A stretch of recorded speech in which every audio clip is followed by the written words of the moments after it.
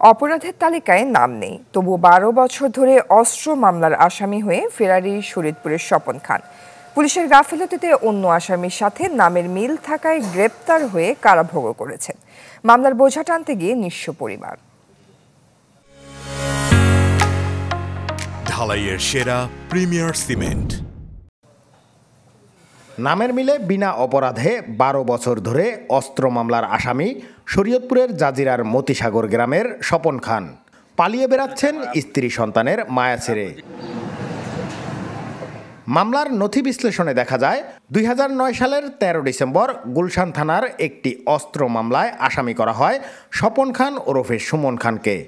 ২০১২ সালে ওই মামলায় গ্রেফতার করা হয় দিনমজুর স্বপন খানকে।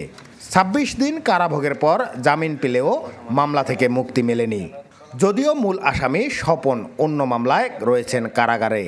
আমার ছেলে এসব জানে না, অনেক কিছু জানে না, হঠাৎ করে ধরে নিয়ে ডান্ডা দিয়ে জেলখানাতে হয়েছে। সম্পূর্ণ পুলিশের ভুল তদন্তের জন্য আজকে আমার বাবা এই ১২ বছর যাবৎ বা আমাদের ফ্যামিলি সহ এই ১২ বছর যাবৎ এই মামলার ঘানি টানতে হচ্ছে। ভালো চোখে চায় না, মনে করে আসলে অপরাধী আমরা, কিন্তু আমরা তো আসলে অপরাধী না।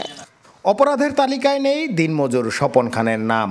পুলিশের নথিতে থাকা ছবিতেও মিল পাওয়া যায়নি দুজনের চেহারায়। আইনজীবীরা বলছেন পুলিশের গাফিলতিতেই ঘর ছাড়া স্বপন।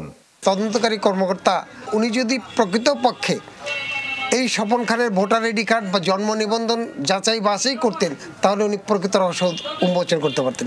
মূল আসামি স্বপন খান ওরফে সুমন খানের বাড়িতে গিয়ে পাওয়া যায়নি কাউকে। তবে তার বিরুদ্ধে প্রতারণা, ছিনতাই সহ নানান অভিযোগের কথা জানান স্বজন ও প্রতিবেশীরা। বিভিন্ন মানুষের দিয়া কিস্তি উঠাইয়া পরে কইছে যে মামারা সারাইম, আবার হ্যাঁ বলছে যে ব্যাংকে চাকরি লইবে, আর বাইরে বিদেশ পাঠাবে, এই কথা বলে সবার থেকে টাকা নিচ্ছে। পুলিশ সুপার বলছেন বিষয়টি তদন্ত করে দ্রুত প্রকৃত অপরাধী শনাক্ত করা হবে। এই বিষয়ে আমাদের কাছে এখনো আনুষ্ঠানিকভাবে কোনো ধরনের কেউ কোনো তথ্য চায়নি। যদি চায় তো সেক্ষেত্রে আমরা বিষয়টা প্রকৃতপক্ষে যিনি দোষী তাকে আমরা আইডেন্টিফাই করে আমরা পরবর্তী আইনি ব্যবস্থা গ্রহণ করব। দীর্ঘ সময় ধরে মামলার ঘানি টানতে গিয়ে নিঃস্ব দিনমজুর স্বপনের পরিবার। নুরুল আমিন রবিন, চ্যানেল 24, শরীয়তপুর।